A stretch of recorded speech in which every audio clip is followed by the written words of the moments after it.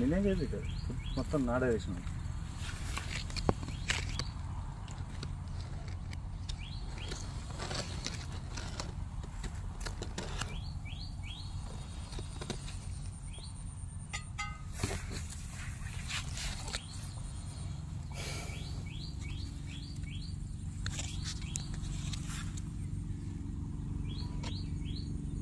కింద పెట్టు లెన్స్ దగ్గర దగ్గర.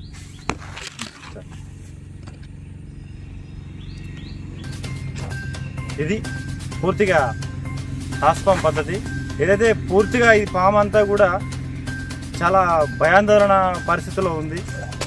మనం దాన్ని పట్టుకోవడం, దాని ఆహారం వదలడం అనేది కూడా ఇప్పుడు పూర్తిగా కూడా దాని హార్ట్ బీట్ ఎక్కువగా ఉండడం వల్ల ఎటు కదలలేని పరిస్థితి ఉంది.